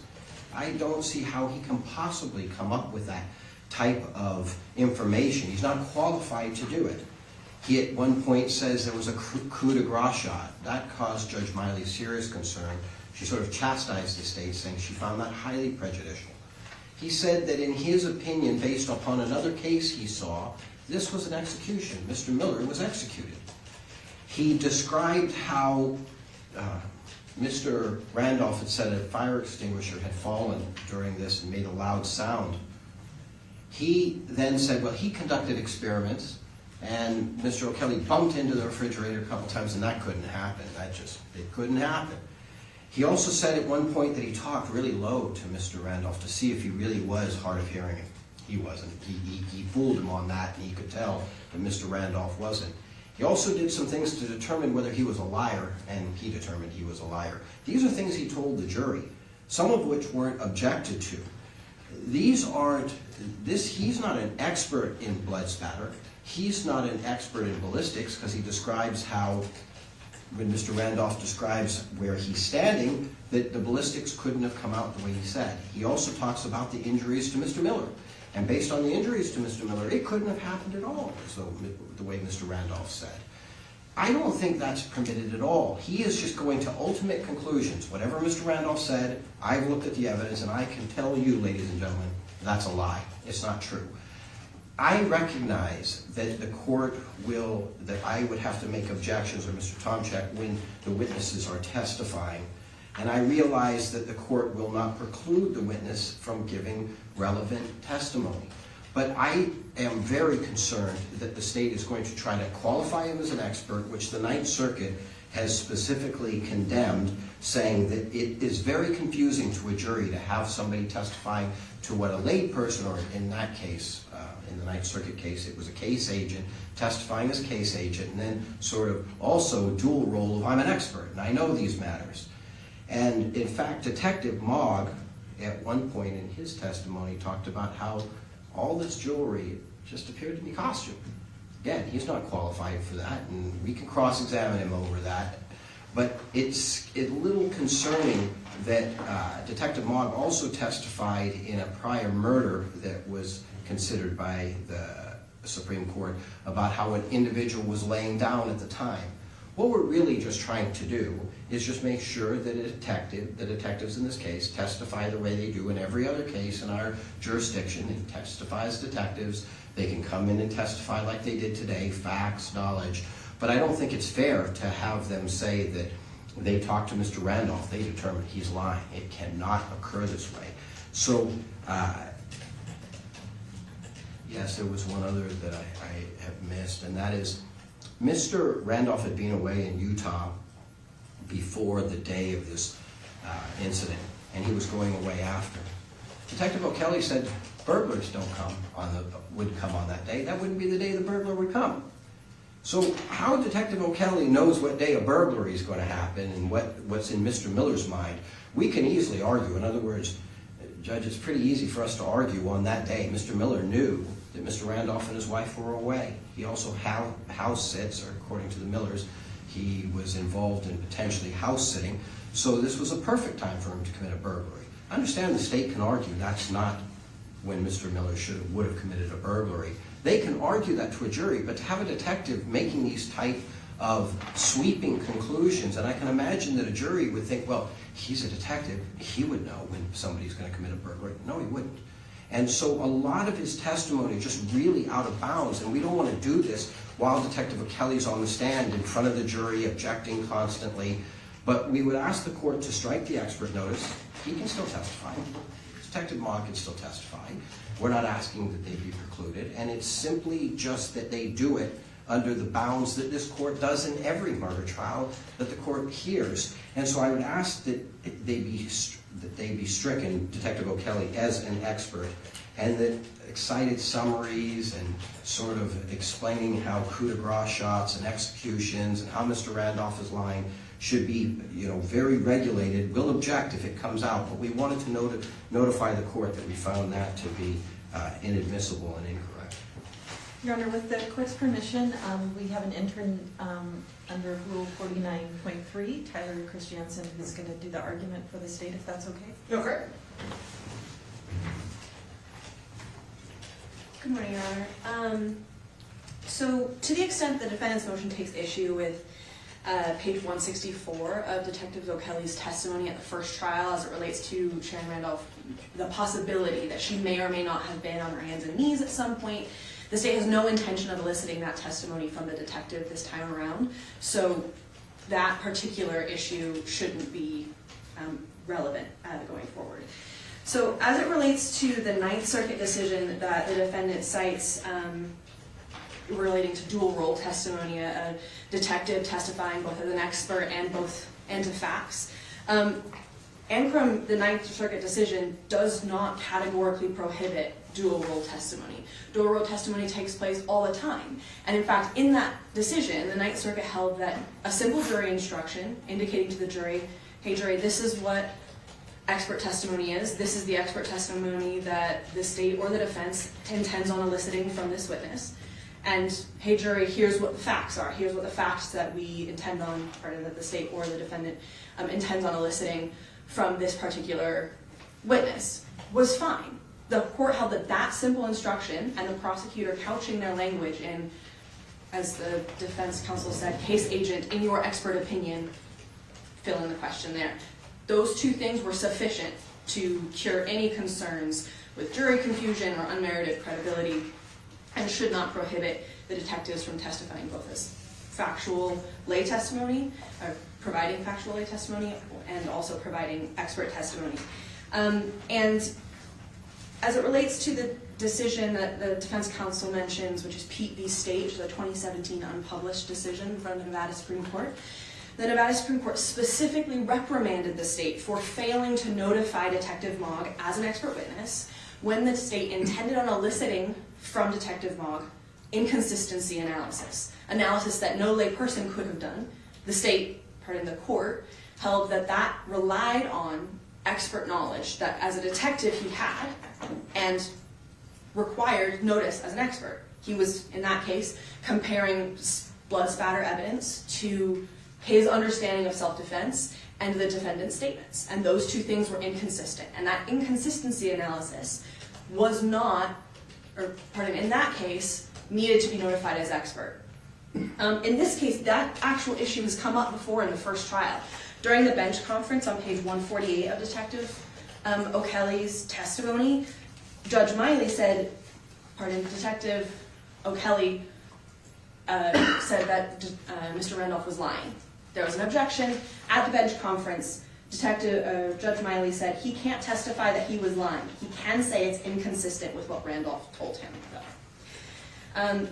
As well as the DePepe case, which was cited in the defendant's own motion, the quotation from that case, which is a Seventh Circuit case from 1998, says that the engineer, the expert in that case, might testify as an expert, as the engineer, that the defendant's explanation for the decision was not sound, parentheses, from which the jury might infer that money was the real reason. The detective, the state has no intention of eliciting from the detective, hey detective, was Mr. Randolph lying? There's no intention of the state to do that. The state does intend on saying, based off of your expert understanding of ballistics, blood spatter, etc., investigations, homicide investigations generally procured over 25-year careers, were the defendant's statements inconsistent with blood spatter, ballistics, the placement of Sharon Randolph's body, and any other understanding of forensics.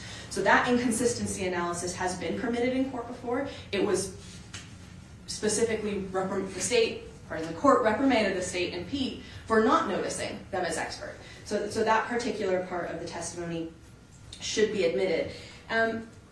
As far as Mr. Miller, the testimony about Mr. Miller understanding that the Randolphs were going to be out of town around the date of the homicide and why that particular, why Mr. Miller may or may not have made that decision. The state, once again, has no intention of eliciting from Mr. Miller, from the detectives, what was Mr. Miller thinking? Why do you think Mr. Miller did this? What the state does intend on asking, because the investigation, the thoroughness and the direction of the investigation will be at issue in this case, the state intends on eliciting from the detective, what about this information you discovered made you alter the course of your investigation and focus in on Mr. Randolph? Why did this strike you as odd as an expert in homicide investigations for 25 years? Why did that make you suspect something was off and therefore direct the course of your investigation. It's not going to the state of mind, intent, or motive of Mr. Miller. It's not even going to the truthfulness of Mr. Randolph. It's going to what did the detectives think, understand, and why did that change the course of the investigation after they learned about this piece of evidence. But to get to what the detectives thought or understood, are you guys going to be basically insinuating that it's the statements of Mr. Miller's that got them to this point?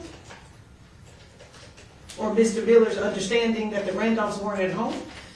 So, Your Honor, there are, actually in Mr. Randolph's statements himself, there's testimony from witnesses as well as Mr. Randolph that Mr. Miller was aware that they were going out of town, they were gonna come back and, kind of be here for 2 days and leave again. Okay. The state certainly plans to elicit testimony that Mr. Miller would have been aware that there would have been a window of time when they were home, but on either side of that, Mr. Miller was aware that they would be out of town. Okay. We certainly plan on asking the detectives, and pretty much any witness who ever hears about this case finds it kind of odd that Mr. Miller would choose that time, the time they were home, to do a burglary or stage a robbery or burglary or whatever. We plan to ask those questions of detectives, like, did you find that odd? Did that seem strange? Wouldn't a more advantageous time to do a burglary be when the people aren't home? Or when you know they're going to be out of town? Certainly with 25 years, probably combined like over 50 years of investigative experience between Detective Mogg and Detective O'Kelly, they could say that that does not seem like an optimal time to do a burglary when you have ample opportunity on either side of the time period when the Randolphs are home to do a burglary.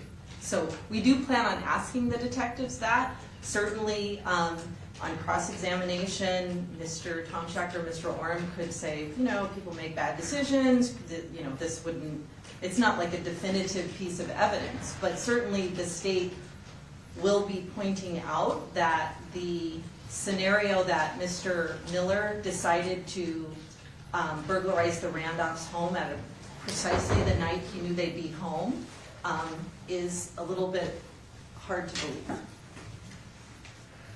Okay. I'm sorry, Ms. Wagner. Oh, yes, I'm sorry, Okay, no, sorry. Read that. Yeah. Okay, go ahead, Mr. Orman. The other, Mr. Miller knew that Mr. Randolph and his wife were going out to celebrate Mother's Day, and that they were going to be gone for approximately 4 hours, movie and dinner. And this is the time he wants to do it. I understand that Ms. Weckerly, Mr. Hamner, can go to the jury and say, this makes no sense, it makes no sense. But to have a detective who, by the way, expert in homicide, at the time of this crime, I believe Mr. O'Kelly had 2 years of experience, and we're going to let him testify like he knows everything about, he's an expert in homicide. He's the investigator. He has a vested interest in making sure that there's a conviction because he's made the arrest. He believes in that arrest.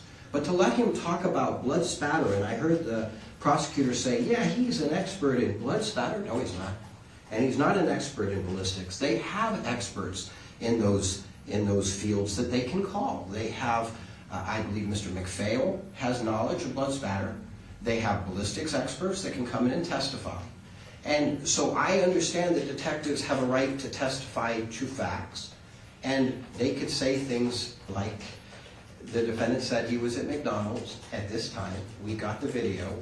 Detective, were you able to find him on the video? I cannot see him. Okay, that's fine. I understand that. That's the observations. But to then make the determination for a jury, he is not on the video, he is lying, and he is lying for this reason. That is the inappropriate part of this. And so I don't understand why he's going to be qualified, these two as experts. They're not experts in homicide. I think Mr. Mogg was only in homicide for about 5 years prior to this. And you've had detectives with a lot more experience in homicides testify before you. They get to testify to what they know and what detectives testify to. Additionally, I would ask the court, have you seen detectives qualified as experts? I mean, can we do this in robbery? Could we do this in drugs? Could we start doing this all the time? In my opinion, this is what the defendant was doing, and I'm an expert in drug trafficking, and this defendant is a drug trafficker. I think it's highly inappropriate. I think that he should just be allowed to testify traditionally as a detective does. The expert notice should be stricken, And the court should be aware that Mr. O'Kelly, by the way, on some of this media, before he came in and testified last time, he made comments to the media, I'm cleaning, I'm going last, I'm coming in to clean up. Boy, he did. He cleaned up. And so I just want to put the court on notice of that. I think he wants to summarize everything and then conclude that Mr. Randolph is wrong. Your Honor, I would ask that the expert notice be stricken. He can testify, but it should be within the bounds of the Constitution. And with that, I submit it. All right. Well, I mean, here's the situation. I understand that in the unpublished Supreme Court case, the Supreme Court did chastise the statement on notice of them as an expert. However, these detectives do have additional information that a lay witness would not have. The person who's walking down the street is not going to have had this experience, not going to have that. So I understand that that's the reason for the expert notice. However, they're not going to be allowed to get up here and do what was done at the last trial and basically testify to everything under the sun because I'm the detective and that's what I said. That's not how this works. They're not going to give any conclusions about whether or not he's lying because veracity is a question to be determined by the jury.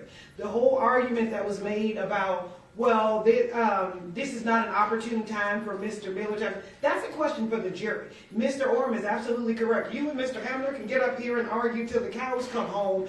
Look at this. Would anybody break into somebody's house when they know that they're at home? You guys can argue that to this jury, absolutely, but would be improper for Detective Mogg or Detective O'Kelly to get up here and say Mr. Miller would have never broken into, or Mr. Miller had to be under the assumption, would have been in the assumption they weren't home in order to break this house.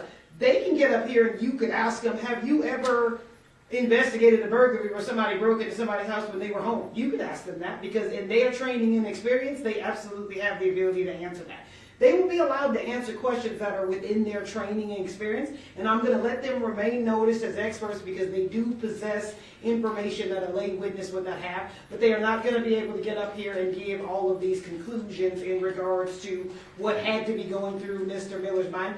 As far as the ballistics and the blood spatter, I don't know what their experience is in that. So you would have to lay a proper foundation before you get to that. And I don't know what Detective Mogg did in his 25 years. I don't know what Detective O'Kelly did in regards to how they know about that. Because I do know that there are ballistics experts that are certified with the Las Vegas Metropolitan Police Department that have been used in 99% of the cases in this jurisdiction. So I don't know how we're making the jump that now we're going to let the detectives do it and we don't need the person for firearms. And Krylo is noticed as the very next expert on the expert notice. So I don't know what it is that he knows about ballistics, but you can lay the foundation at that time. And then I will make a decision at that time as to whether they can then be asked that additional question about ballistics and blood spatter, because I don't know how they know that. Okay.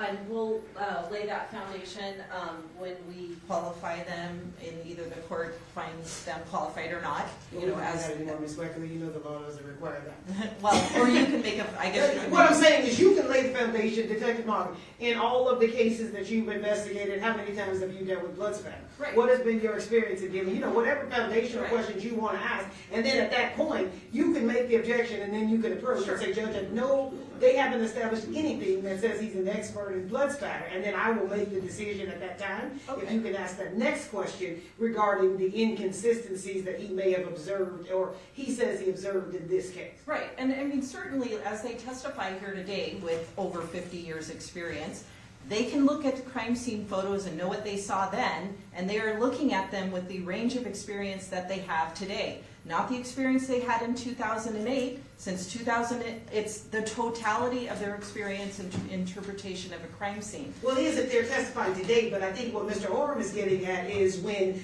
O'Kelly makes the determination, I believe that this is inconsistent and I believe these things, that he made that determination in 2008 that was based on his expertise in 2008 and not the expertise that he has here today. But his testimony would either be different or it would be the same, right? I mean, he in 2008, he thought this. He investigated 500 other homicides in the ensuing years before he retired. And now he's testifying as he sees the evidence today. I mean, whether or not I get the court's ruling on, look, if we lay the proper foundation for them being experts, you'll either allow or disallow a question. I do have one question I just want to ask the court for clarification on the timing of the burglary thing.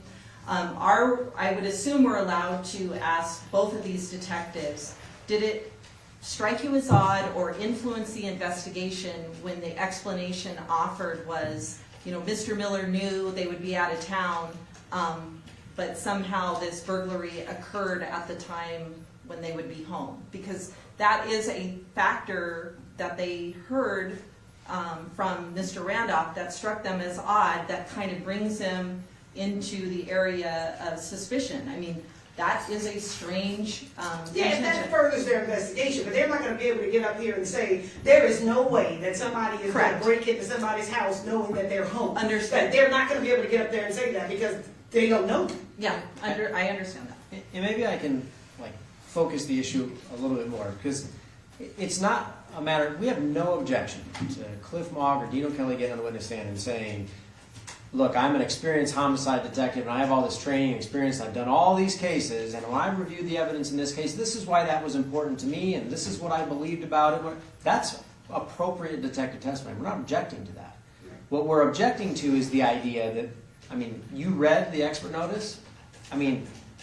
It's one of the most ridiculous things I've ever read as it's put on an expert notice. It doesn't read as an expert notice. I don't think it was written by either of these prosecutors, but it's like a summary of, these are all things they're going to testify to, and oh, by the way, they're experts. When we ask an expert an opinion question, it's, after doing all of these things, have you reached an opinion to a reasonable degree of scientific certainty as to this? If they're noticed as experts on the issues raised in that expert notice, they can look at the jury and say, to a reasonable degree of scientific certainty as an expert in homicide investigations, what Mr. Randolph said is a lie. The burglary They're wouldn't never do have... that, Mr. Tomczak. There's Right. no way we're gonna get to a point where Cliff Mogg or Dino Kelly can say, to a reasonable degree of scientific certainty, this is what's, because they don't know that. There's no way they have the, so there's no way that I'm allowing that question to be asked of them. Yep. Burglars do burglaries at stupid times all the time. That's Right. why they get caught. Well, that's complete fodder that all of you guys can absolutely get up here and argue to this jury. Sure. I'm pretty sure the state is never going to end this case without saying, and why would anybody break into somebody's house knowing that they're home? And you guys are never going to end this case without saying, he knew that they were going out to Mother's Day dinner and knew that they weren't going to be at home. That's completely argument you guys can make. And as I previously stated when I started, it's those summary issues, which I'm pretty sure Ms. Wagner is shaking her head, and I know for a fact, these two were not the prosecutors who tried this last case. And I know that they have had an opportunity to review all of the testimony in this case, and those are the issues that they are not going to be allowed to say. Though that was completely opinionated testimony that should have never been given, and it's not going to be given here. You can ask them through their training and experience because they have had a lot of experience, which is exactly what you said. But making that jump that Mr. Miller had to have believed that they wouldn't have been, they're not going to be able to do any of that, and you can argue all that to a jury, as they are going to be the person to make the determination as to what they believe happened in this case. Sure. Understood. Can I just get one thing? And so, if I'm just hearing the court correctly, so for example, hypothetically, you could ask a detective, when Mr. Randolph had indicated to you that Miller knew that they were going to be leaving the next day and were just going out to dinner for a couple hours, would we be free to ask, for the purposes of your investigation, was that a concern for you when you heard that information? Yes, it was. Why is that? Nor would I ever object to that. Right, Okay. because he can absolutely testify to that because that's what took him to the next step of his investigation, I'm assuming. Right. I don't know that, but yeah, he can testify to that. It's when he says, Mr. Randolph was lying, or Mr. Miller had to have known that they wouldn't have been at home, or whatever that statement was. They can't talk about any of that because that's improper. Okay, thank you. Okay? All right, so 9 o'clock tomorrow morning? Yes, 9 o'clock tomorrow morning, we'll be here. See you at 9:05. Thanks. We're gonna have the Patrick Chat interview. Did you guys get Mr. Randolph's quotes? Because I got an email that he didn't have quotes. Yes. They're at the gym? Yes. Our investigator had them on Friday. Okay, I got the email on Thursday. Okay. So I was out of town, but I read it this morning, so he does have a trial. Andy got a beautiful haircut. He did get a very nice haircut. We were just wondering, Mr. Tomczak. All right. Yes? When you're talking to the, still with this medication, I'm telling you, well, last time we was here, because of the difference of the time, it was in the afternoon, you can ask Mr. Oram, he woke me up about a dozen times. I need to be awake during a death penalty case, or any case. Right. But we can't get this doctor in at the same time. I've been telling him, file a kite, file a kite, file a kite. I need him to adjust the times on the medicine so that I'm asleep at night, not in court, but I can't get him to come out. I don't know why it is. They'll send a PA, they'll send another doctor, they'll send some provider, and they say, we can't do anything, Dr. Mapleton has to do it. He needs to do this, like soon, we start picking a jury tomorrow. I want to be awake during my trial. And all he needs to do is come and see me, and I'll explain to him, just change it to a certain time, and I'll happen to be in the unit, and then as soon as I'm in the unit, having lunch like the rest of you, changing my bandages, brushing my teeth so Chris doesn't pass out, being normal, because I'm sitting in a place that's got water on the floor and stains on the wall, and it's not good for me to be sitting on concrete hours and hours a day when I've got the compressed disc, which is causing the pain. And that's what you get the methadone for. We've talked about UMC saying methadone, the guys are crazy, you shouldn't be getting this, you must be a junkie. I'm not a junkie, I don't do drugs. So we need you to get him to come and see me soon, like today, tomorrow, and then get this, if I'm there during taking a lunch like you guys do, where I'm not sitting on cold concrete, and I can change my bandages, I can do what I just told you. As soon as, and I talked to the nurse, as soon as I get there, the COs will call and say he's in the unit, and they'll bring me my medicine. I'm gonna make those requests, but as far as what they're giving you, I'm not a doctor, and we talked about this, I can't tell them, you have to give them this, but I'm gonna call the jail right now and make the They're request. gonna give me what they give me, it's just give it to me when, I know when I fall asleep. I wanna be awake during my trial. I can sleep at night, I can sleep during the after, at 8 o'clock at night, I can sleep. At 6 o'clock, I don't wanna be sleeping at 2 o'clock, at 10 o'clock. Okay, I will call the jail as soon as we're done here and address everything. All right, thank you. Do we have any other matters we need to address outside of work? Not on behalf of this team. Okay, Thank you, Your Honor. all right, I'll see you guys in the morning at 9. So I can see these pictures before the trials.